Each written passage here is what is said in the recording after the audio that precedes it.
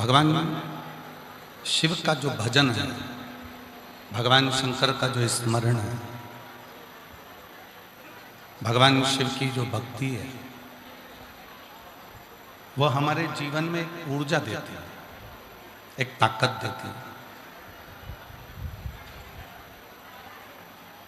लोग कहते हैं कि पंचाक्षर मंत्र नमः शिवाय, षडाक्षर मंत्र ओम नमः शिवाय या श्री शिवाय नमस्तुभ्यम, जिन मंत्रों को हम जपते हैं वो मंत्र केवल मंत्र नहीं रहते। आप और हम जब पंचाक्षर मंत्र जपना प्रारंभ करते हैं, षडाक्षर मंत्र जपना प्रारंभ करते हैं, श्री शिवाय नमस्तुभ्यम कहना प्रारंभ करते हैं, तो वो मंत्र केवल मंत्र नहीं रहते, वो मंत्र एक ऊर्जा बन जाता है, वो मंत्र एक एनर्जी बन जाता है। और जब वो मंत्र जब ऊर्जा बने, एनर्जी बने, तो वह हमारे जीवन को सुख प्रदान करना प्रारंभ कर देता है, हमारे जीवन को एक फलित फल देना प्रारंभ कर देता है।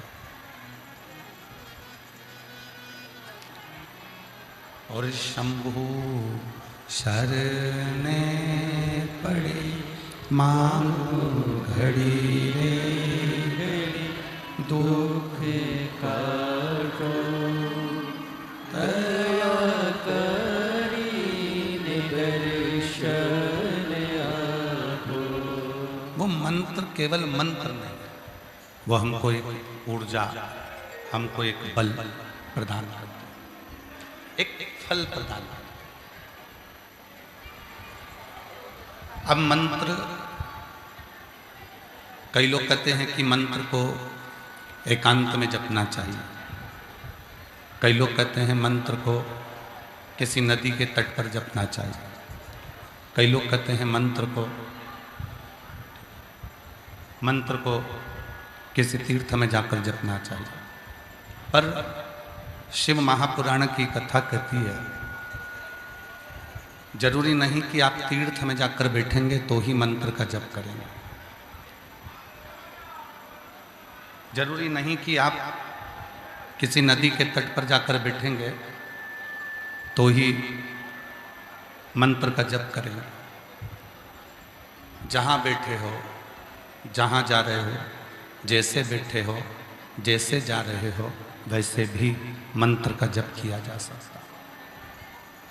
मंत्र का उच्चारण करना, और यहाँ तक लोग कहते हैं कि गुरुजी हो सकता है कि हमारे मुख से मंत्र गलत निकल जाए, हमारे मुख से मंत्र सही ना निकल पाए, तो क्या भगवान हमारे मंत्र को स्वीकार नहीं करते?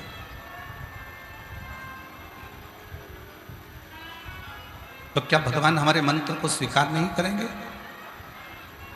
शिव महापुराण की कथा कहती है, भगवान शंकर का चरित्र कहता है, मरा मरा कहते कहते भी बाबा राम के चरणों को प्राप्त कर लेते हैं। तो मंत्र एक बीज है,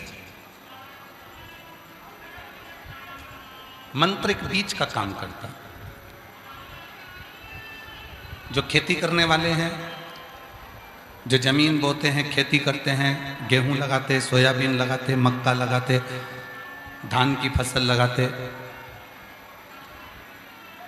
ज्वार लगाते, बाजरा लगाते, जितने बीज बोने वाले हैं वो जानते हैं, बीज बोने वाला एक एक बीज पकड़कर सीधे जमीन में नहीं रखता। बीज बोने वाले ने तो बीज डाल दिया, उल्टा गया, सुलटा गया, टेढ़ा गया, आड़ा गया, कैसा भी वो बीज जमीन में गया, और वो बीज जमीन में जाने के बाद उसका पौधा जमीन के बाहर आया।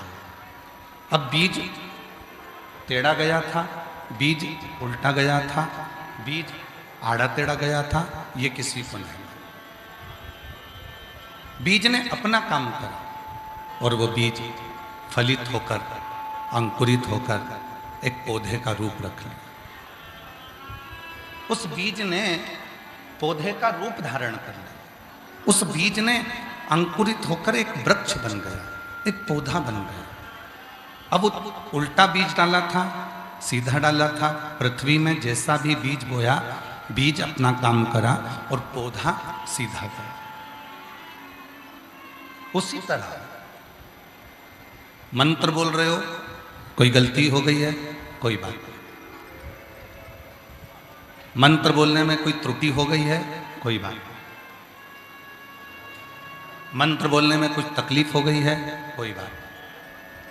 हम तो बाबा के भरोसे चलते हैं, हम तो बाबा के भरोसे चलते हैं। ये दुनिया वाले जलते हैं, ये दुनिया वाले जलते हैं, हम तो बाबा के भरोसे चलते हैं। देवघर वाले के भरोसे चलते हैं, काशी वाले के भरोसे चलते हैं, सीहोर वाले के भरोसे चलते हैं, हम तो बाबा के भरोसे चलते हैं। बीज तुमने बोया, टेढ़ा आड़ा कैसा भी गया, पर उसका जो पौधा है, उसका जो वृक्ष है, वो सामने प्रकट है।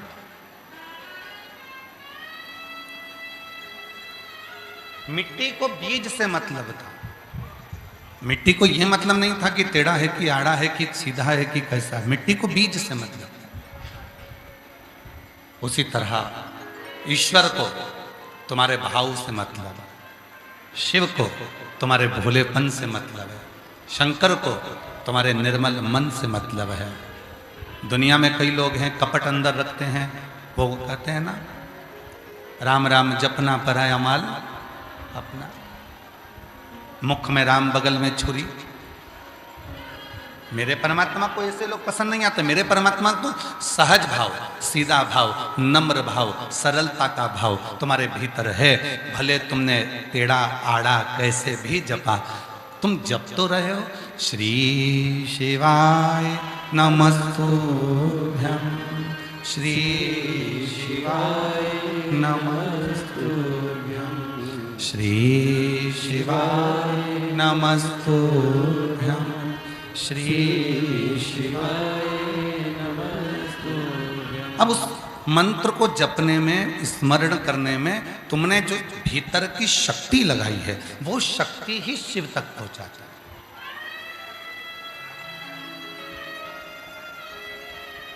एक पत्र है बड़ा सुंदर, एक लड़के ने जिद पकड़ ली, उसको आईएएस ऑफिसर बनना है। उसने अपनी मम्मी से भी झगड़ा कर लिया।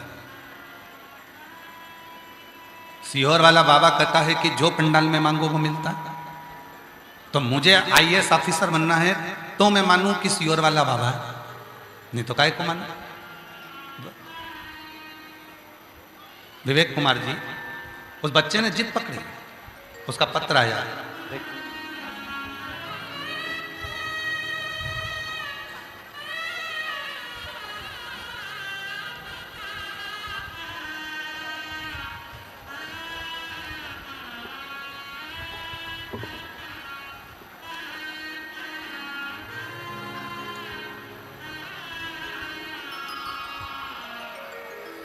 मेरा नाम मंजू देवी, पति श्री हरिलाल महतो, ग्राम जम्मू बाठाड़, ग्राम जम्मू बाठाड़, जिला धनबाद, झारखंड से।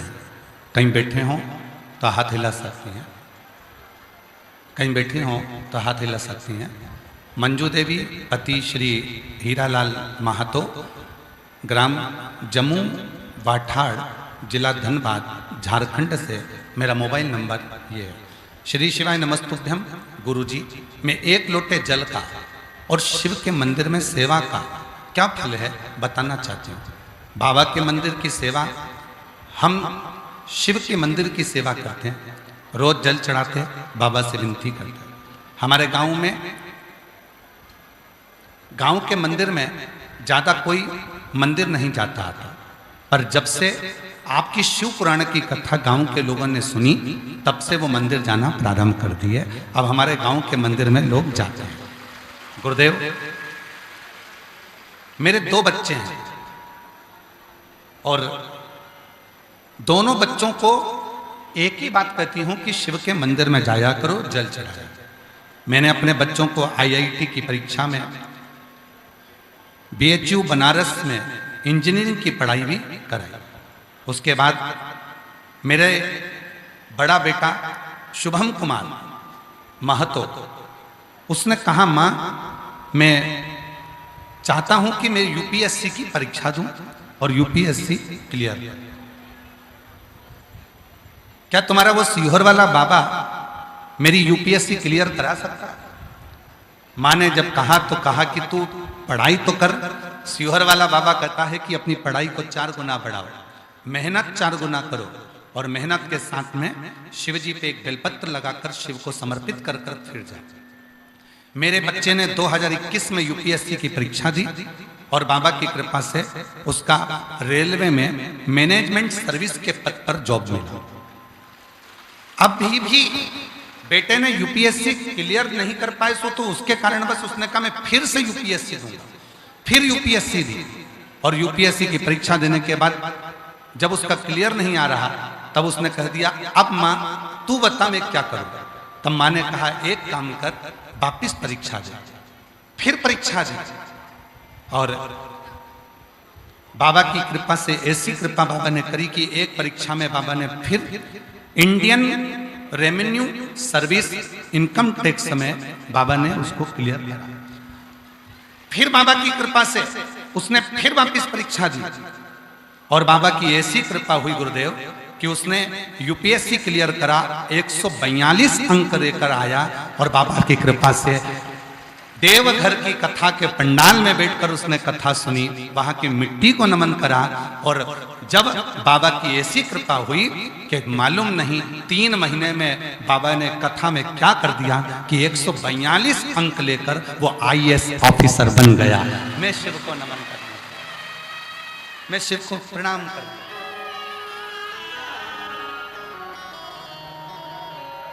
और तेरी कृपा बिना न हिले एक भी अणु, लेते श्वास तेरी कृपा से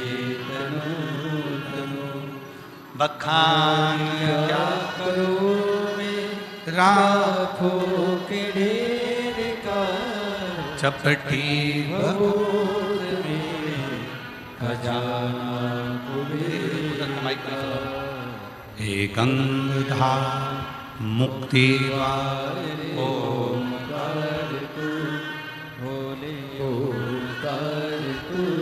इस पत्र में उस बहन ने एक बात लिखी है,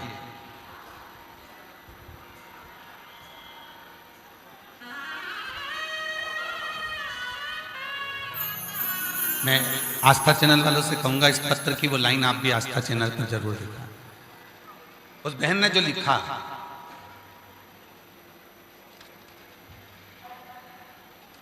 उस बहन ने लिखा देवघर की, उस बहन ने पत्र में जो लिखा है, देवघर की कथा पंडाल में, आप लोग LED पर पढ़ सकते हैं। बहन ने लिखा देवघर की कथा पंडाल में बैठकर सुने और प्रार्थना की बाबा ने 2025 की परीक्षा में 142 रैंक दिलाकर बाबा ने मेरे बेटे को IAS बना दिया। मेरे शिव की कृपा से ये करुणा की, ये उदारता। और नीचे एक लाइन बड़ी सुंदर है, लुटा दिया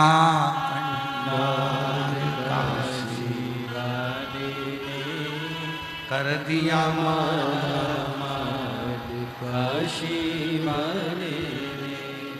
जो जैसी भावना वो वैसी खाली उसे लौटाया, वो मन ही मन हर्षाया, और कर दिया माला माल काशी वाले ने, लौटा दिया काशी वाले। कहाँ बैठे हो, शिव जी को उससे मतलब नहीं। पंडाल में बैठे हो कि पंडाल के बाहर बैठे हो, शिव जी को उससे मतलब नहीं। आगे बैठे हो कि पीछे बैठे हो, शिव जी को उससे मतलब नहीं। पंडाल में बैठकर सुन रहे हो, टीवी पर सुन रहे हो, मोबाइल पर सुन रहे हो, कथा कहां बैठकर श्रवण कर रहे हो, शिव जी को उससे मतलब। शिव तो ये देखते हैं कि तू अपना दिल, अपना मन, अपना भाव मुझसे कितना जोड़ रहा, कितना जोड़।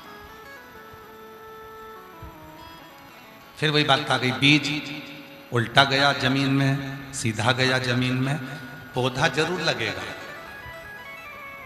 जो शिव महापुराण की कथा में आया है, जैसे बीज जमीन में गया तो पौधा जरूर लगेगा, उसी तरह शिव महापुराण की कथा में आने वाले की झोली मेरा भोलेनाथ जरूर भरेगा, ये निश्चित, ये निश्चित।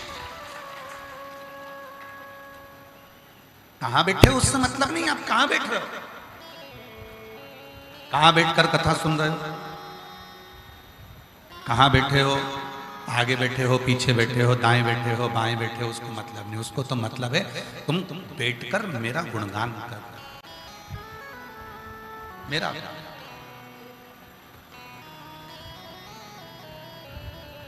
कल एक पत्र आया था, उसको ढूंढना पड़ेगा।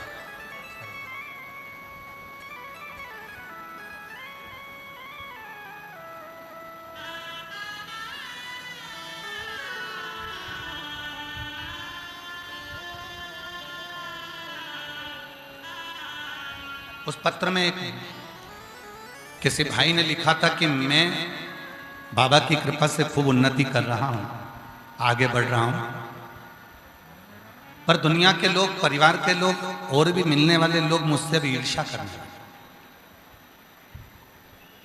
कोई मेरे ऊपर टोना करवाता है, कोई मुझे गाली देता है, कोई मुझे अपशब्द कहता है, कोई मुझे बद्दुआ देता है, कोई मुझे श्राप देता है, कोई मुझे कुछ कहता है। गुरुजी, उसने पत्र में लिखा था कि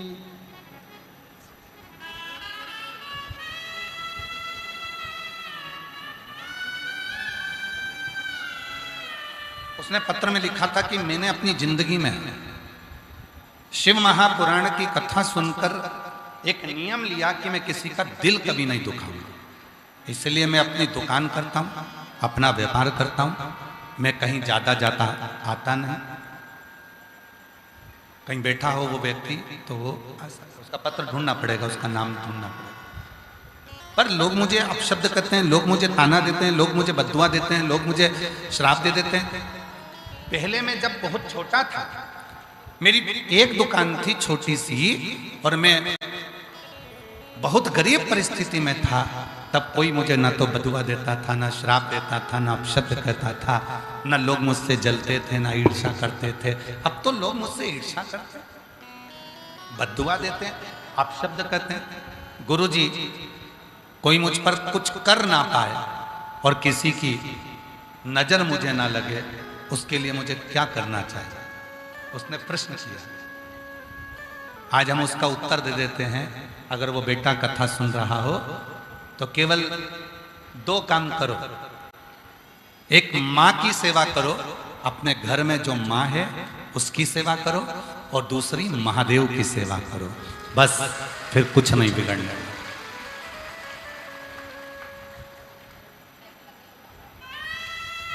एक माँ की सेवा करो, अपने घर में जो बुजुर्ग माँ है उसकी सेवा करो, और दूसरा महादेव की सेवा करो। ये 2 ऐसे हैं जो आपको कभी जिंदगी में ना नजर लगने देंगे, ना कोई टोना होने देंगे, ना कोई टोटका होने देंगे, ना किसी की बद्दुआ लगने देंगे, ना किसी का श्राप लगने देंगे, और ना किसी की बुरी दृष्टि लगने देंगे। एक माँ, एक महादेव, 2 है।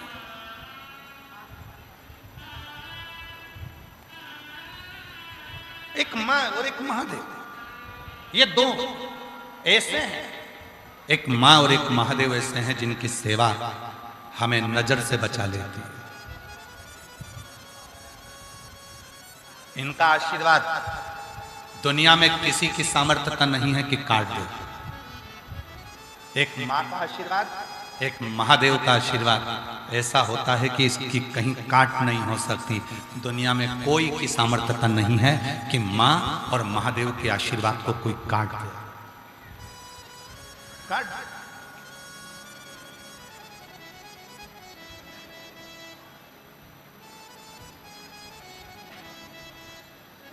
किसी की नजर लगती है तो क्या करते हैं? महादेव के जो भक्त होते हैं नजर कैसे उतारते हैं? शिव जी के मंदिर में जाकर जल चढ़ा देते हैं। जल को लाकर अपने बेटे पे ही स्मरण कर घुमाकर वही जल बेटे के ऊपर छीट देते हैं। नजर कैसी भी हो वो कट ही जाती है, हाय कैसी भी हो वो कट ही जाती है। तो माँ की सेवा और महादेव की सेवा, ये दो सेवा ऐसी है जो जिंदगी में कभी तुम्हें नजर नहीं लगने देगी, जो जिंदगी में कभी तुम्हें तकलीफ नहीं देगी, तुम्हें जिंदगी में कभी कष्ट नहीं।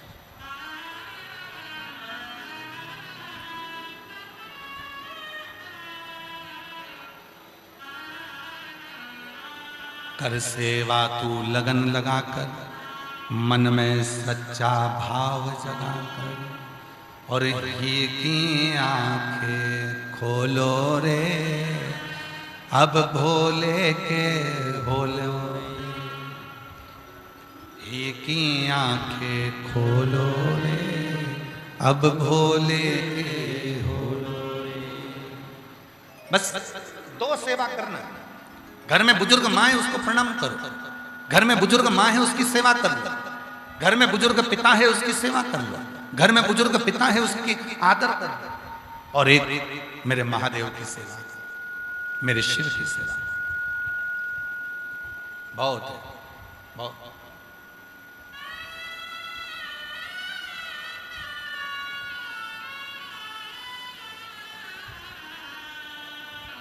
आपको मालूम है घर में बुजुर्ग जो चले जाते हैं, घर की माँ, घर के पिता, घर का कोई बुजुर्ग चले जाता है तो घर में उसका फोटो लगाया जाता है।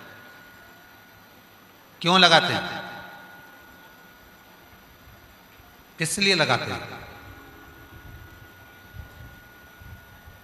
उनका फोटो देखेंगे तो हमें क्या मिलेगा?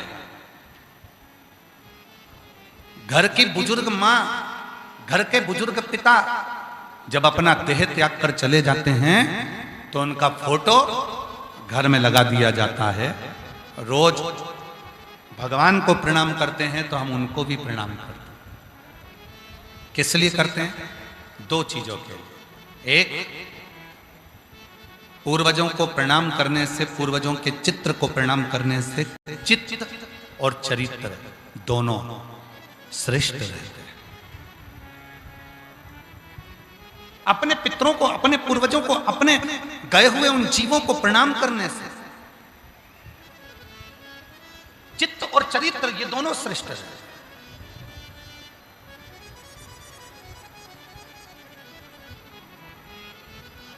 पर आज के जमाने में तो नए नए लोग आते हैं, सोशल मीडिया पे आकर कह जाते हैं कि पितरों का फोटो मत लगाना, कह देते हैं कि बुजुर्गों का घर में फोटो ही मत लगा।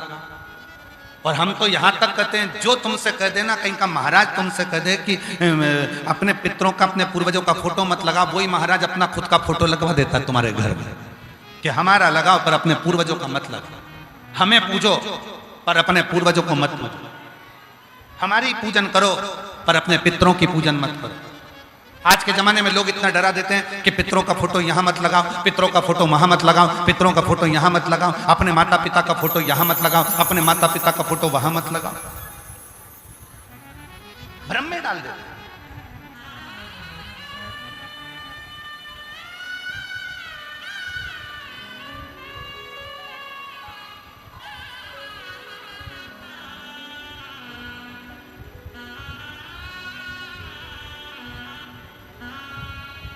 अभी रांची आने से पहले विवेक जी रांची आने से पहले सीहोर में प्राण प्रतिष्ठा महोत्सव था मुरली मनोहर मंदिर में। विवेक जी, जब उसकी सूचना हमने किसी को नहीं दी थी, कारण था गर्मी बहुत तेज थी। सीहोर आप लोग आते, वहाँ थोड़ा पानी का तकलीफ होता, इसलिए उस अनुष्ठान को, प्राण प्रतिष्ठा को हमने गोपनीय रूप से किया। कलयुग में सतयुग, त्रेता युग और द्वापर युग, इन तीनों का समावेश कुबेरेश्वर धाम की धरा पर कर दिया। शंकर पार्वती जी, सीताराम जी और कृष्ण राधा जी कुबेरेश्वर धाम पर कलयुग में सतयुग, त्रेता और द्वापर। अब कई लोगों ने कहा, क्यों गुरुजी आपने एक ही मंदिर में शंकर पार्वती को विराजमान करा, एक ही मंदिर में सीताराम जी को विराजमान करा, एक ही मंदिर में कृष्ण राधा को विराजमान करा, ऐसा क्यों? हमने कहा पूरी शिव महापुराण को पढ़ा, स्कंद पुराण को पढ़ा, कूर्म पुराण को पढ़ा, विष्णु पुराण को पढ़ा, 18 पुराणों को पढ़कर देख लिया। सभी पुराणों में एक ही चीज मिली कि भगवान नारायण के दिल में अगर कोई बसते हैं तो शिव बसते हैं, और शिव के दिल में अगर कोई बसते हैं तो नारायण बसते हैं। शिव जी को प्रेम है राम और भगवान कृष्ण से, और राम और भगवान कृष्ण को प्रेम है भगवान शिव से। इसलिए सतयुग, त्रेता और द्वापर का समावेश कलयुग में कुबेरेश्वर धाम पर कर दिया, जिससे सारे शिव भक्त मुरली मनोहर मंदिर का जब दर्शन करने आए तो उनको सतयुग, त्रेता और द्वापर का दर्शन कलयुग में जब एक जगह पर, एक ही मंदिर में होगा तो उनकी जिंदगी सार्थक हो जाए, उनकी जिंदगी का सारा दुख मिट जाए। अब विवेक जी, बात यहां अड़ी कि यज्ञ चालू हुआ,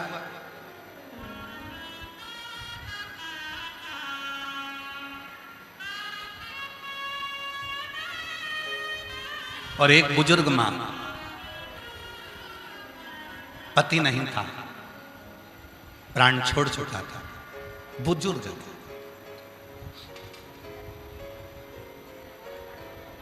मध्य प्रदेश के ही रतलाम की आई।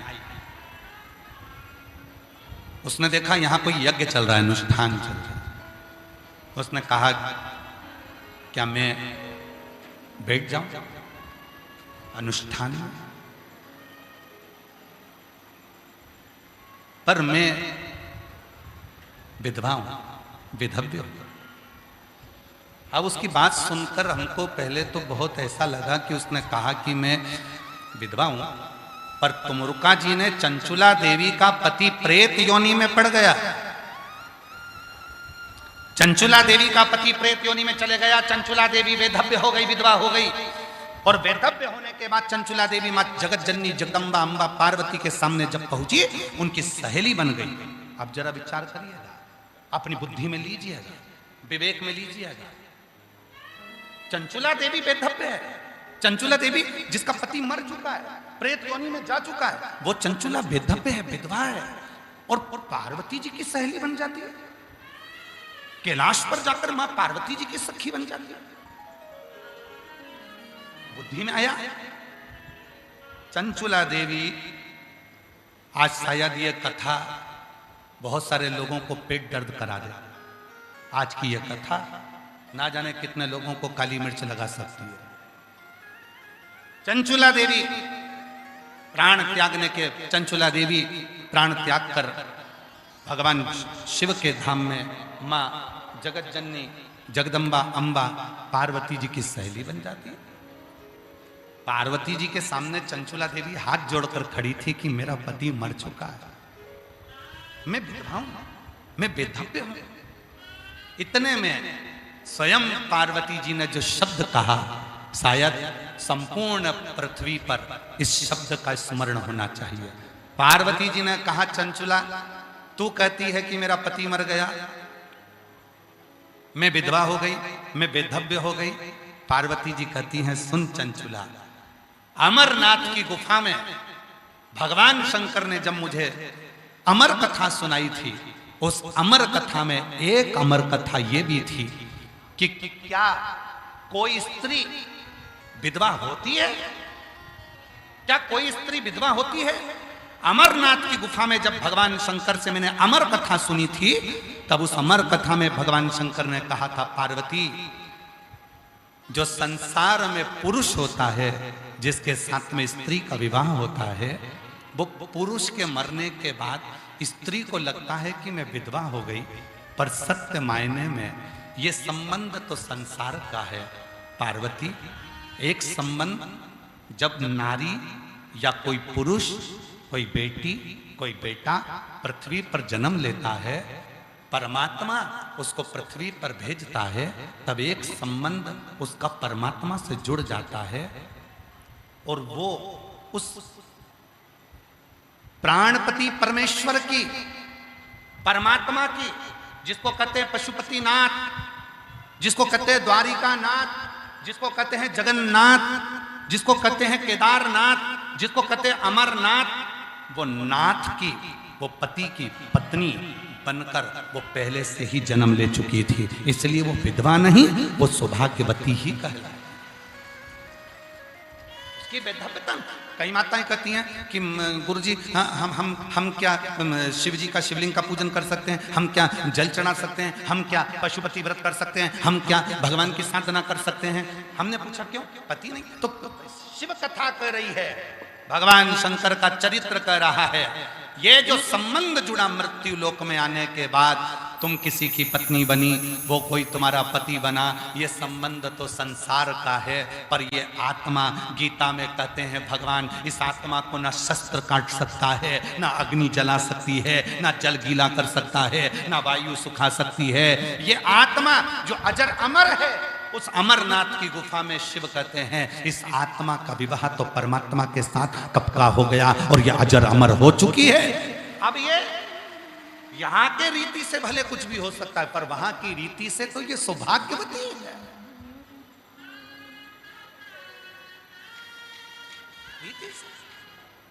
आओ मेरी सखियों मुझे मेहंदी लगा दो, मेहंदी लगा दो मुझे, सजा दो, और मुझे भोले बाबा की दुल्हन बना दो, मुझे भोले बाबा की दुल्हन बना दो। फिर संवाद आगे आया, संसार में एक व्रत ऐसा होता है जो मरने तक नहीं छूटता, मृत्यु की सैया तक नहीं छूटता, वो व्रत केवल एक ही होता।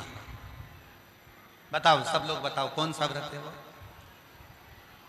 अब इधर होता है कि नहीं होता हमको नहीं मालूम है, पर हमारे उधर उस व्रत की प्रधानता है जिसको कहते हैं हरतालिका तीज। बोलो बोलो बोलो, इधर होता है क्या? जम के तो बोलो, होता है हरतालिका तीज। एक व्रत ऐसा है, कुंवारी हो तो भी व्रत कर सकती हो, लड़की हो तो भी व्रत कर सकती हो, शादी हो गई तो भी व्रत कर सकती हो, किसी भी अवस्था में हो व्रत कर सकती हो, किसी भी अवस्था में हो व्रत कर सकती हो। वो व्रत अंतिम सांस तक चलता है। अब किसी ने पूछा कि कई बार पति चले जाता है, कई बार पत्नी चली जाती है, तो ये व्रत, हरतालिका तीज का व्रत, कोई बुजुर्ग हो गई 70 साल की, 72 साल की, उसका पति नहीं है और वो भी व्रत कर रही है, अब जरा विचार करिए, वो भी पूजन कर रही है, तो सारे जितने व्रत हैं उसमें तो कहा गया कि भाई ऐसे ऐसे व्रत करो, पर इस व्रत में तो वो जैसी है वैसी ही व्रत करेगी। क्यों? क्योंकि हरतालिका तीज का व्रत केवल व्रत नहीं होता, हरतालिका तीज का व्रत अमरनाथ की कथा से जुड़ा हुआ है। ये आत्मा और परमात्मा का व्रत है। ये आत्मा का विवाह जो शिवजी के साथ में एक बार पहला हरतालिका तीज का व्रत होता है, तब ये आत्मा परमात्मा से जुड़ जाती है और उसको मालूम होता है कि मेरा पति जो साथ में रह रहा है तो संसार का है, पर सही पति तो वो प्राणपति परमेश्वर मेरा महादेव ही है।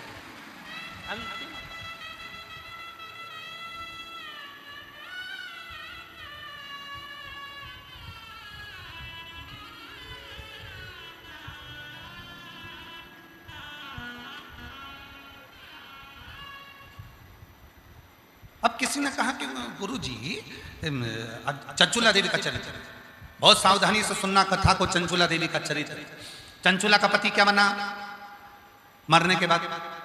जम के बोलो, प्रेत। चंचुला कौन बनी मरने के बाद? पार्वती जी की सहेली। अब अगर पति प्रेत बना था तो इसको भी तो भूतनी बनना था। बोलो बोलो, सही है कि गलत है?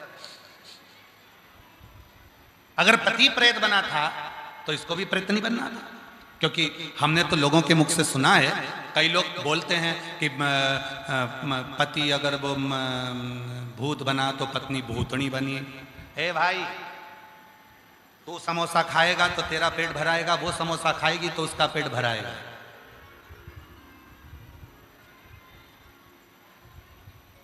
तू कर्म करेगा तो उसका फल तुझे भोगना है, वो कर्म करेगी तो उसका फल उसको भोगना है। कबीरा बाबा कहते हैं, गुरु की करनी गुरु भरेगा, चेला की करनी चेला। उड़ जाएगा हंस अकेला, अपना अपना कर्म भोगना। तो संसार में जिससे तुम्हारा संबंध हुआ है वो अपना कर्म भोग कर ना जाने कौन सी योनि में वो जा रहा होगा, अपना कर्म भोग कर अपन ना जाने कौन सी योनि में जा रहे होंगे। सब अपने अपने कर्म का भोग भोग रहे होंगे। शिव कथा कहती है, इसीलिए संसार के जितने संबंध और रिश्ते हैं ये तो सब आज कल परसों कभी छूट जाएंगे। एक संबंध ऐसा है शिव जी को जल चढ़ाने का, जो आत्मा और परमात्मा का संबंध है। ये संबंध अजर और अमर है, ये कभी नहीं छूटता। आज फिर जन्म लेगा, फिर कल लेगा, फिर इसलिए स्मरण रहे। सत्संग ने मेरी बात चलाई, सतगुरु ने मेरी कीनी रे सगाई, और गुरु को बुला के मेरी डोली सजवा दो, गुरु को बुला के मेरी डोली सजवा दो। मुझे भोले बाबा की दुल्हन बना दो, मुझे भोले बाबा की दुल्हन। सत्संग ने मेरी बात चली। सत्संग में आज व्यक्ति को समझ में आ गया। व्यक्ति को क्या समझ में आ गया कि कैसी भी अवस्था, ये आत्मा परमात्मा की है। दिखने वाला शरीर विधवा हो सकता है, बेदव्य हो सकता है, पर ये आत्मा कभी विधवा नहीं हुई, क्योंकि ये आत्मा उस परमात्मा की है, उसका पति मौजूद है, इसलिए वो कभी बेधव्य नहीं मानती। वो सुहागवती है, वो अखंड सौभाग्यवती है, वो अखंडता धारण कर। कोई तुमसे कह दे ये वाली पूजन में तुमको नहीं बैठना है, उससे पूछना क्यों नहीं बैठना है। कोई तुमसे कह दे शंकर जी का अभिषेक करने तुम नहीं बैठ सकती, उससे पूछना क्यों नहीं बैठ सकती। वो बोले कि नहीं तुम ऐसी हो, तुम्हारा पति नहीं है, तो उसको कहना एक पति है मेरा और वो परमात्मा है। जब मैं जन्म ली थी उस परमात्मा से संबंध जुड़ गया। यह आत्मा अजर और अमर है, यह आत्मा परमात्मा की है, ना ये जली है, ना मिटी है और ना कभी मिट सकती है। इसलिए अमरनाथ की कथा में, अमर कथा में एक अमर कथा इस आत्मा की भी पार्वती को शिव जी ने सुनाई है कि इसका पति जीवन भर रहता है और वो स्वयं देवादिदेव महादेव रहते हैं, शंकर रहते हैं। वो आत्मलिंग के रूप में विराजमान होता है। आत्मलिंग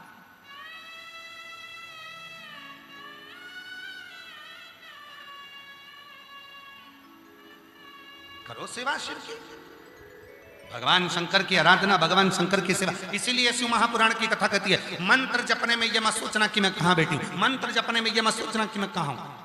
मंत्र जपना है, उल्टा जपो, सुल्टा जपो, सीधा जपो, आड़ा जपो, टेढ़ा जपो, जैसा जपना जपो। श्री शिवाय नमस्तुभ्यम जपो। एक मंत्र की प्रबलता। एक पत्र है, अच्छा है, सुनिए।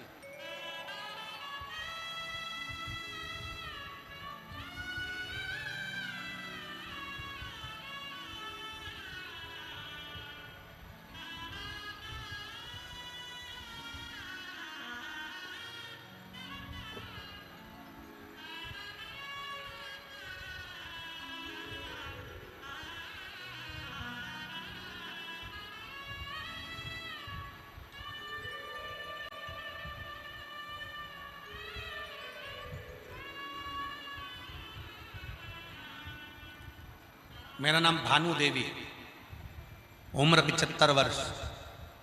कहीं बैठी हो भानु देवी, उम्र 75 वर्ष। आ जाइए, आप ही हैं, आ जाओ। एक बार वापिस हाथ हिला तो आ जाओ, आ जाइए। मेरा नाम भानु देवी, उम्र 75 वर्ष, रांची की रहने वाली हूँ। मेरा मोबाइल नंबर ये। एक लोटे जल का मैं क्या गुणगान करूं गुरुदेव। जनवरी 2023 को मेरी तबीयत अचानक खराब हो गई।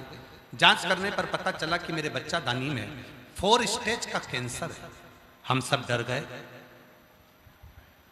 कोई कहता मुंबई ले जाओ, कोई कहता चेन्नई ले जाओ, जहां जहां सुनते। तब हम सुकुरहुटू में कैंसर अस्पताल में तुरंत गए। बेटे बहू मुझे वहां लेकर गए। वहां डॉक्टर ने कहा कि 25 रेडिएशन, 4 कीमोथेरेपी, 4 रेडिएशन बच्चेदानी के अंदर होंगे। पर डॉक्टर ने साथ में एक और चीज कह दी कि 4th स्टेज का कैंसर है, बचना मुश्किल है। बचना मुश्किल है। बच जाए वो कुछ नहीं। शरीर में पूरे में कैंसर फैल चुका है, बचेगी तो मुश्किल है। 1 महीना, 15 दिन, 20 दिन, बस इतना, इससे ज्यादा। एक दिन पड़ोसन को मालूम पड़ा, वो देखने के लिए, और उसने कह दिया आस्था चैनल पर सीहोर वाला बाबा कथा करते हैं, उसमें अपने रुद्राक्ष के जल की महत्व बताते हैं। हमारे पास रुद्राक्ष नहीं था, पड़ोसी ने हमें रुद्राक्ष जल लाकर देना प्रारंभ करा। मेरे पति सुरेंद्र सिंह हर दिन मंदिर जाते, उस जल को बाबा को चढ़ाते और बेलपत्री और जल लाकर देते। हर दिन उस जल का आचमन करती। शिव जी की कृपा से हमने डॉक्टर से कहा, डॉक्टर तुम अपना काम करो, हमें विश्वास है 1 महीना तो नहीं पर मेरा बाबा मुझे सुरक्षित रखेगा। रेडिएशन भी लिए। आप कहते हो कि डॉक्टर शंकर का रूप है, जैसा डॉक्टर कहे वैसा करना। हमने जैसा डॉक्टर ने कहा वैसा करा, और साथ में सीहोर के रुद्राक्ष का पानी शिव को चढ़ाकर उसको पीना चालू करा। डॉक्टर ने तो केवल 1 महीना दिया था, आज बाबा की कृपा से 2026 में भी जीवित बैठी हूं, ये बाबा की कृपा है। ये शिव गुरुदेव। डॉक्टर भी आश्चर्य में पड़ गए कि तुम्हारी पूरी की पूरी रिपोर्ट नील कैसे आ गई। शंभू की कृपा, उदारता जब होती है तो शिव उसको स्वीकार करता है। और शंभू शरणे मांगू घड़ी रे घड़ी, दुख काटो दया करी न दर्शन। ओ शंभु शरणे। हमारा निवेदन स्वीकार करिएगा। जो लोग धीरे धीरे थोड़ा खंबे के पास में जो भी हैं, धीरे धीरे थोड़े बाहर की ओर बढ़ते जाएंगे। और हवा जब तेज रहे तो आप लोगों से निवेदन है कि पीछे वाले जितने भी पंडाल में बैठे हुए हैं वो लोग पीछे मैदान की ओर बढ़कर आराम से कथा को श्रवण करें। शंभु शरणे मांगू घड़ी रे घड़ी, दुख काटो दया करी दर्शन आपो। ओ शंभु शरणे पड़ी, मांगू घड़ी रे घड़ी, दुख काटो दया करी दर्शन आपो। ओ शंभु शरणे पड़ी, मांगू घड़ी रे घड़ी, दुख काटो दया करी दर्शन आपो। ओ शंभु शरणे पड़ी, मांगू घड़ी रे घड़ी, दुख काटो दया करी दर्शन आपो। शंभु शरणे पड़ी, मांगू घड़ी। शिव कृपा से आप ही को बाबा ने कृपा करी और 4th स्टेज का कैंसर होकर भी शिव जी ने करुणा कर स्वस्थ कर भेजा। एक बार जोरदार ताली बजाकर।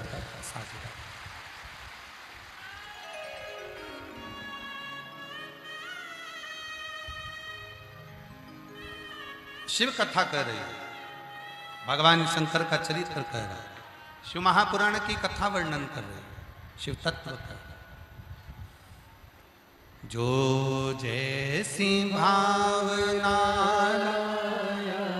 वो वैसा ही फल पाया, नहीं खाली उसे लौटाया, वो मन ही मन हर्षाया, और कर दिया माला माल काशी वाले, लुटा दिया भंडार काशी वाले ने, ओ लुटा दिया भंडार काशी वाले ने, कर दिया माला माल काशी वाले ने। तो शिव कथा कर, भगवान शंकर का चरित्र कर, शिव महापुराण की कथा कर।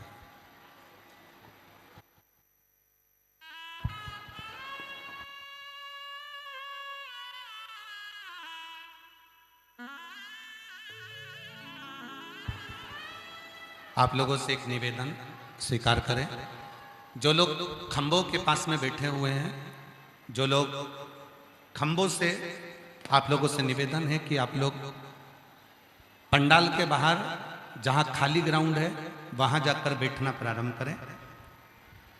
आप लोगों से निवेदन है, गुरु की बात को मानना चाहिए। जो लोग जहां जहां बैठे हैं, पीछे भी ग्राउंड खाली है और खाली जो ग्राउंड है उस खाली ग्राउंड में बैठे जाके। जो लोग खंभों के पास में हैं या जहां है वहां से थोड़ा खाली ग्राउंड में जाकर बैठे, आप लोगों से निवेदन। शंभु शरणे मांगो घड़ी रे घड़ी, दुख काटो दया करी दर्शन आपो। शंभु शरण परि मांगो घड़ी रे घड़ी, दुख काटो दया करी दर्शन। शिव कथा कर रही है, भगवान शंकर का चरित्र कर रहा है। तो जिस भाव से ये आत्मा उस परमात्मा की है जिसको कोई काट नहीं सका, इस आत्मा को न जल गीला करा है, इस आत्मा को न शस्त्र काटा है, इस आत्मा को न अग्नि जलाई है, इस आत्मा को न वायु, इस आत्मा को परमात्मा को। शिव कथा कर, बाबा की कथा कर।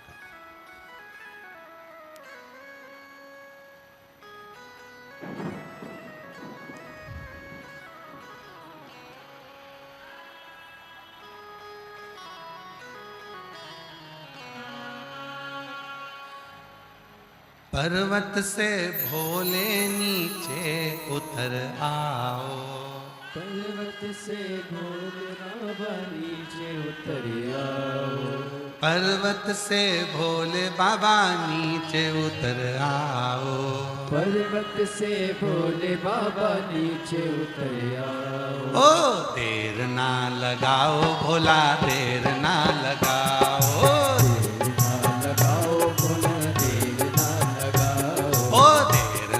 लगाओ भोला, देर ना लगाओ, देर ना लगाओ भोला, देर ना लगाओ। पर्वत से भोले बाबा नीचे उतर आओ, पर्वत से भोले बाबा नीचे उतर आओ, ओ पर्वत से भोले बाबा नीचे उतर आओ, पर्वत से भोले बाबा नीचे उतर आओ। ओ देर ना लगाओ भोला, देर ना लगाओ, भोला देर ना लगाओ, ओ देर ना लगाओ भोला, देर ना लगाओ।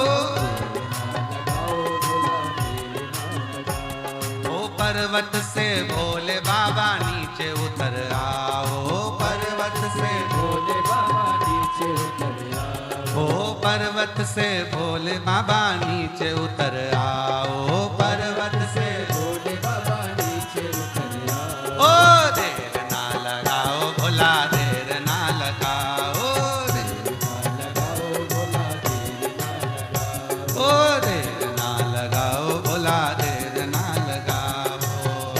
ना लगाओ भोला देर ना लगाओ। जय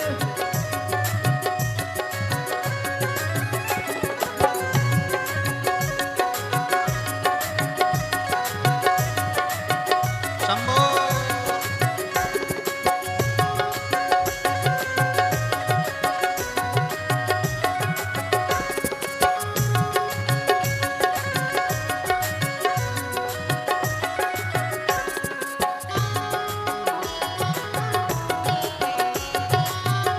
पीछे वाले भी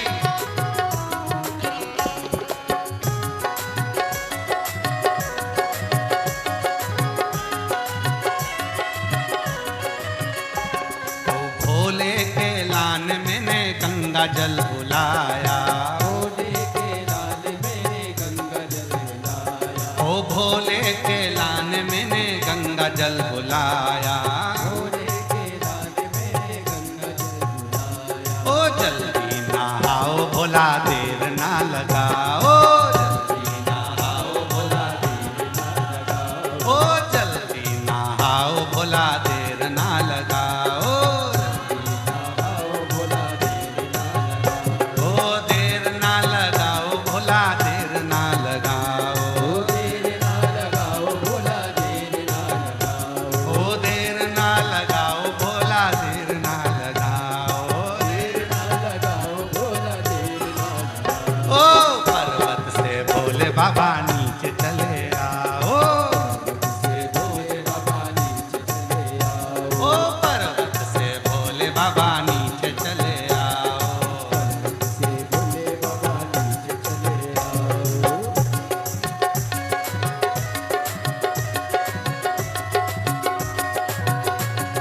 शंभो।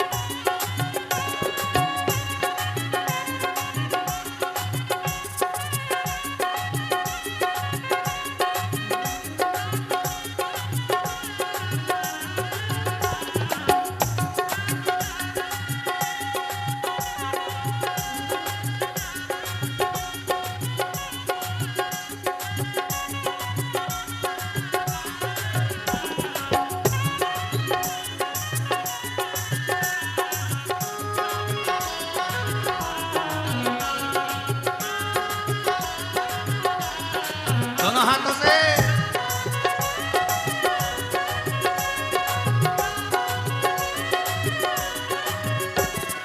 भोले के लान मैंने भोजन बनाया, भोले के लाल मैंने भोजन बनाया। ओ भोले के लान मैंने भोजन बनाया। ओ भोले के लाल मैंने भोजन बनाया। ओ जल्दी से खाओ भोला, देर ना लगाओ, जल्दी से खाओ भोला, देर ना लगाओ। ओ जल्दी से खाओ भोला, देर ना लगाओ। से खाओ भोला देर ना लगाओ। ओ देर ना लगाओ भोला, देर ना लगाओ। देर ना लगाओ भोला देर ना लगाओ। ओ देर ना लगाओ भोला, देर ना लगाओ। देर ना लगाओ भोला देर ना लगाओ। ओ पर्वत से भोले बाबा नीचे उतर आओ, से भोले बाबा नीचे उतर आओ। पर्वत से भोले बाबा नीचे उतर आओ। ओ पर्वत से भोले बाबा नीचे उतर आओ। ओ पर्वत से भोले बाबा नीचे उतर आओ। ओ पर्वत से भोले बाबा नीचे उतर आओ। बाबा देर ना लगाओ भोला, देर ना लगाओ। ओ देर ना लगाओ भोला, देर ना लगाओ।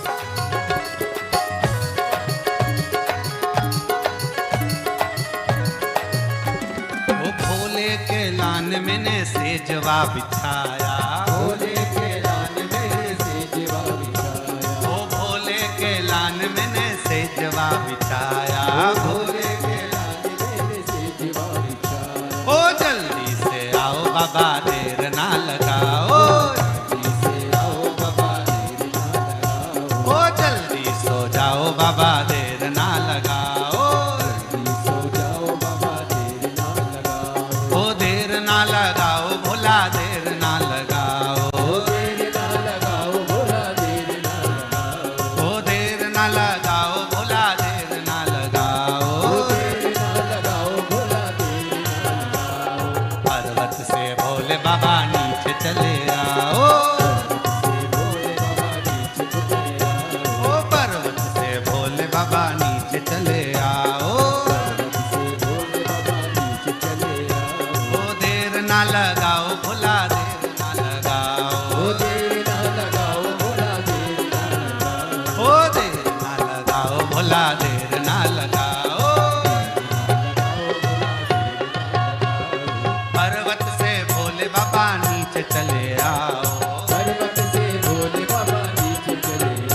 ओ पर्वत से भोले बाबा नीचे चले आओ, भोला देर ना लगाओ बाबा देर ना लगाओ, बाबा देर ना लगाओ भोला देर ना लगाओ। दोनों हाथों से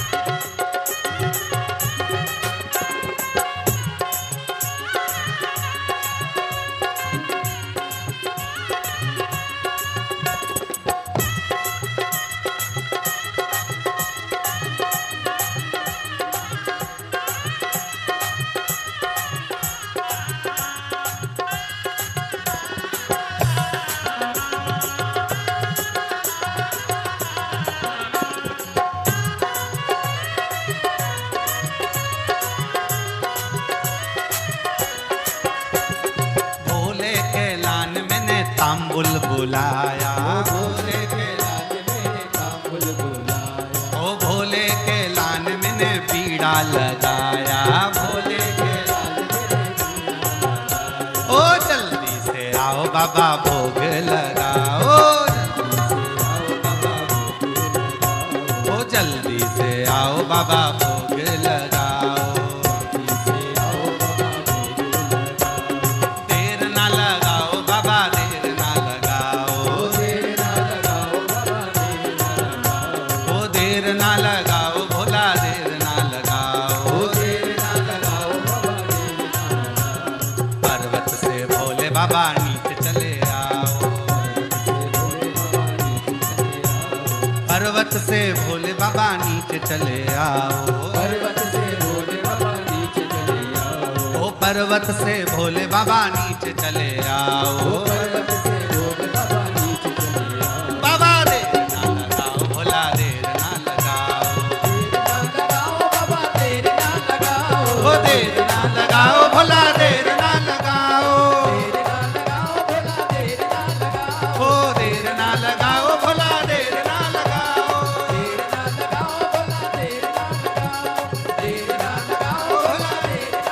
ओ देर ना लगाओ भोला आर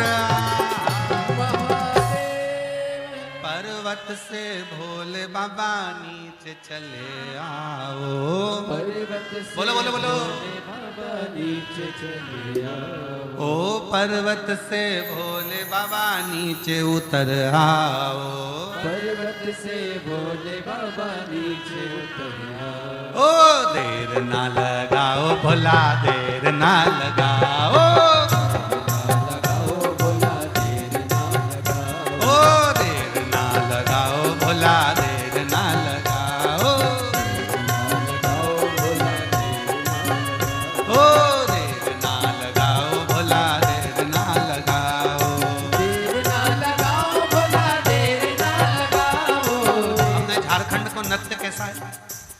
झारखंड का नृत्य कैसा है?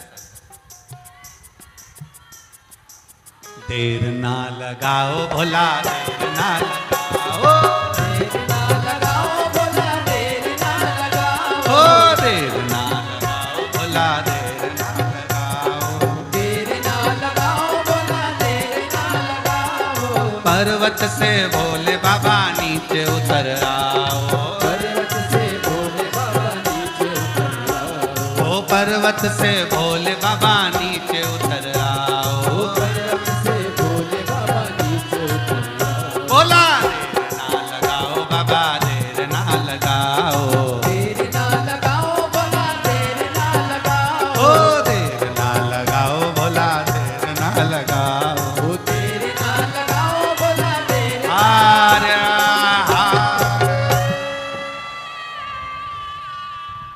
पर्वत से भोले पर्वत से। से भोले बाबा नीचे उतर आओ। अब आप लोगों को गाना है, हमें सुनना है। देर ना लगा, देर ना लगाओ भोला, देर ना लगाओ, देर ना लगाओ भोला, देर ना लगाओ, पर्वत से पर्वत से, ओ देर ना लगाओ भोला, देर ना लगाओ, देर ना लगाओ भोला, देर ना लगाओ, ओ देर ना लगाओ भोला, देर ना लगाओ, ओ देर ना लगाओ भोला, देर ना।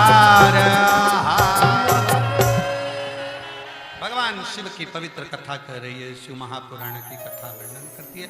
अपने स्थान पर बैठकर भगवान शिव को अपने मन का भाव कहेंगे, दिल से प्रार्थना करेंगे, भाव से बाबा को विनय करेंगे, निवेदन करेंगे, हृदय से बाबा को अपने मन का भाव करेंगे।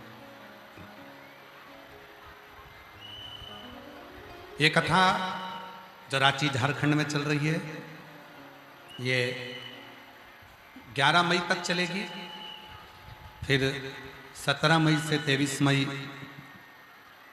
करनाल हरियाणा, नई अनाज मंडी करनाल हरियाणा की पवित्र भूमि पर दोपहर में 1 बजे से 4 बजे तक रहेगी।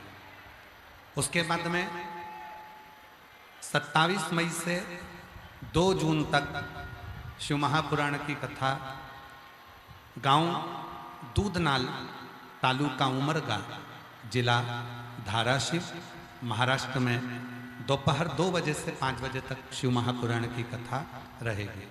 अधिक मास में 17 मई से 23 मई करनाल और 27 मई से 2 जून दूधनाल, तालुका उमरगा, धाराशिव, महाराष्ट्र में कथा रहेगी। बाबा को अपने मन का भाव कहेंगे, सभी प्रेम से बाबा को अपने मन की बात कहें, निवेदन करें, प्रार्थना।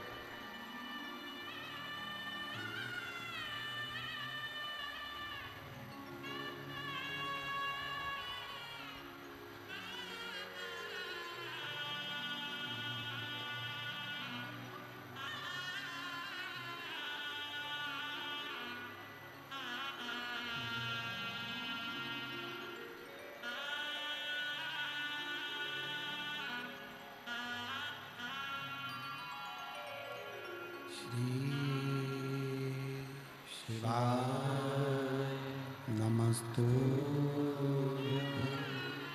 श्री शिवाय नमस्तु, श्री शिवाय नमस्तु, श्री शिवाय नमस्तु,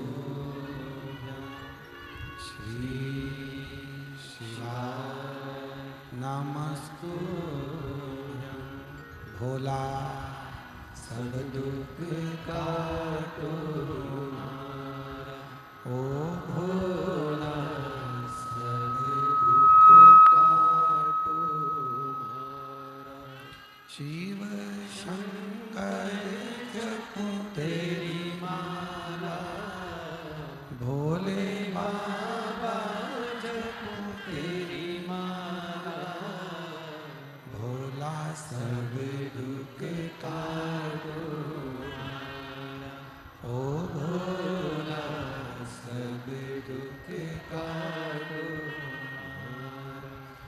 वेश है मंगल मंगलकारी वेश है मंगल मंगलकारी शमशान वासी हमारा शमशान वासी हमारा ओ भोला सब दुख काटो हमारा ओ भोला सब दुख काटो हमारा।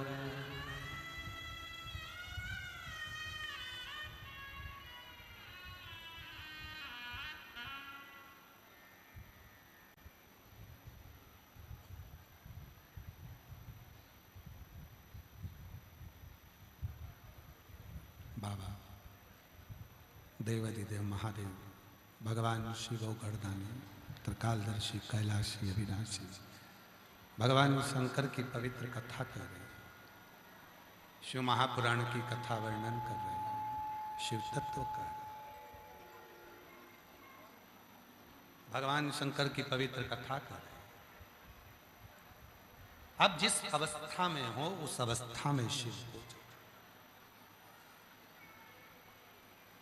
कहाँ हो कैसे हो उस अवस्था में शिव को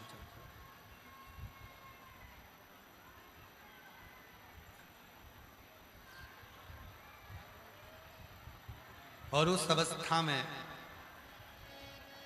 भगवान शंकर की उस अवस्था में आप किसी भी अवस्था में जब भगवान शिव को पुकारते हो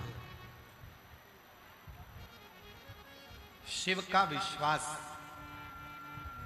और शिव का आशीर्वाद दोनों ही एक दिन जरूर काम आते हैं। आपने भगवान शंकर से पर विश्वास किया है, आपने भगवान शंकर का आशीर्वाद लिया है, तो जिंदगी में कभी धोखा नहीं मिल सकता, कष्ट नहीं। एक पत्र लिखा एक बहन ने, अच्छा पत्र है, देखिए। मैं हरणी महतो पति श्री कृष्णचंद्र महतो ग्राम सूटी पोस्ट सूटी थाना चौक जिला सरायकेला खरसवा झारखंड की रहने वाली हूं। कहीं बैठी हो तो हाथ हिला सकती हूं। मेरा मोबाइल नंबर ये है। मेरा शादी को 14 साल हो गया था। बच्चा नहीं होने के वजह से लोगों ने मेरे से दूरियां बना रखी थी। मेरा 2 बार बच्चादानी का ऑपरेशन भी कराया, फिर भी संतान हुई नहीं। सब जगह से जब हार गई तब किसी के कहने पर सीहोर पहुंच गई और वहां कंकर शंकर की पूजा कर कर सफेद बैठी हैं, आ जाइए, जहां बैठी हैं आ जाइए, बच्चा हो साथ में तो उसको भी लिया, आ जाइए। कंकर शंकर की पूजा करी, सफेद आंकड़े की जड़ का प्रयोग करा, पशुपति नाथ का व्रत करा, सब करा और बाबा की ऐसी कृपा हुई गुरुदेव, शंकर की कृपा से 5 सोमवार ही पूरे हुए थे और बाबा की कृपा से मेरे यहाँ 17/3/2025 को बेटे ने जन्म लिया। आज मैं बाबा को धन्यवाद देने के लिए यहाँ। एक पत्र और है। मैं दिव्या देवी, मेरे पति लक्ष्मण कुमार गुप्ता, जिला पूर्वी सिंहभूम के जमशेदपुर नगर में रहने वाली हूँ। मेरा मोबाइल नंबर यह है। शादी को 13 साल हो गए थे पर मेरी कोई संतान नहीं थी। मैंने बहुत डॉक्टरों को दिखाया, IVF भी करवाया, फिर भी संतान का सुख नहीं हुआ। तब किसी के कहने पर कथा सुनना चालू करी, टीवी पर पशुपति व्रत किया, रुद्राक्ष महोत्सव में सीहोर गई और वहां बाबा की कथा सुनकर बाबा को प्रणाम कर कर आई और बाबा की कृपा से 13 साल के बाद मेरे घर में संतान की प्राप्ति हुई। फिर एक पत्र है। मेरे पति का नाम मुकेंद्र साहु है और मेरा नाम आशा साहु है। मैं जिला धनबाद, जिला हीरापुर BDO ऑफिस के पास रहती हूँ। मेरा मोबाइल नंबर ये है। गुरुजी कहीं बैठी हों, जिन जिन के पत्र पढ़े जा रहे हैं अगर बैठे हों तो आ सकते हैं बेलपत्र लेने के लिए। मेरी शादी के 10 साल पूरे हो गए, लेकिन कोई संतान का सुख नहीं हुआ। बाबा की ऐसी कृपा हुई, कथा सुनना प्रारंभ करी और 1 लोटा जल चढ़ाना, सफेद आंकड़े की जड़ का प्रयोग करा और बाबा की कृपा से 2024 में मेरा गर्भ ठहर गया और संतान की प्राप्ति हो गई। मैं बाबा को यहाँ नमन करने के लिए आई हूँ कि 8 तारीख 2024 सितंबर के महीने में मेरे घर में पुत्र रत्न की प्राप्ति 10 वर्ष के बाद हो गई। मैं शिव को यहाँ नमन करने, हम शिव से क्या कहते हैं, हम भगवान शंकर को क्या कहते हैं? हमारा विश्वास, हमारा भरोसा, हमारी दृढ़ता शिव के प्रति कितनी कैसी है, ये हम पर निर्भर करता है। शिव कथा कर रही है, भगवान शंकर का चरित्र कर रहा है। जरूरी नहीं है कि कहीं जाकर बैठोगे तो ही शिव प्राप्त होंगे।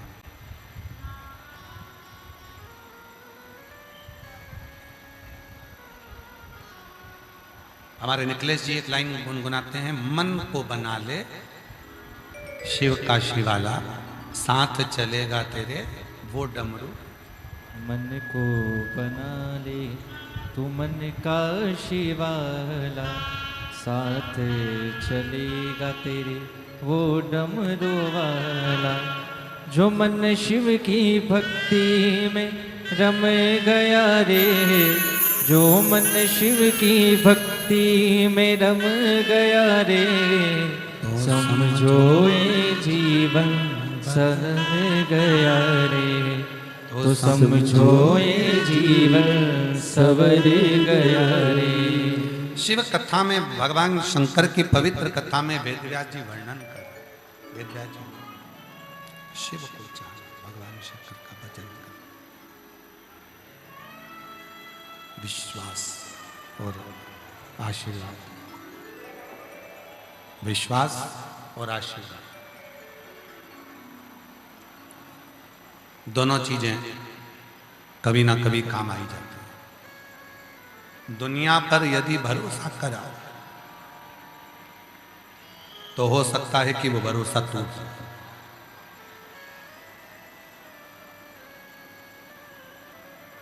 पर यदि देवाधिदेव महादेव पर भरोसा करा तो वो भरोसा कभी टूटता नहीं। कथा ने क्या दिया है? शिव महापुराण क्या देती है? भरोसा, विश्वास। शिव महापुराण भरोसा भी देती है और विश्वास भी देती है। 1 लोटा जल सारी समस्या का। लोग कहते हैं कि कथा सुनने से क्या मिलता है? उनको बोलो शबरी जी को राम मिल गए, ध्रुव को श्री हरि मिल गए, प्रहलाद को नरसिंह भगवान मिल गए, मीरा को गिरधर गोपाल मिल गए, कर्माबाई को जगन्नाथ मिल गए, रामकृष्ण परमहंस को मां जगत जननी मिल गई, संत तुकाराम जी को हरि विठ्ठल मिल गए, नामदेव जी को पांडुरंगा मिल गए। दुनिया में ऐसा कौन है जिसको कथा सुनने से नहीं मिला? जिसने दिल से कथा सुनी उसको कुछ ना कुछ जरूर मिला, ये निश्चित है और वो प्राप्त है। क्या नहीं मिलता? क्या नहीं प्राप्त हो?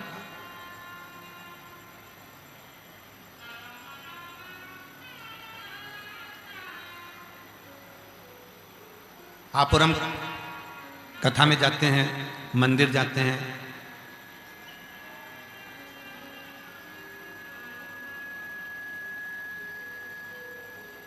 हम भगवान के मंदिर में गए, कथा में गए, उन पर श्रद्धा रखी, विश्वास रखा, पर वही श्रद्धा वही विश्वास मंदिर से वापिस आने के बाद में हमारे अंदर थोड़े समय के बाद वो रहता ही नहीं है। कथा में इतना विश्वास है, कथा में इतना भरोसा है, शिव जी पर बहुत भरोसा है, शिव जी के मंदिर भी जाते हैं, श्रद्धा भी रखते हैं, विश्वास भी रखते हैं, फिर वापिस घर पर आते हैं तो वैसे की वैसे ही हो जाते हैं।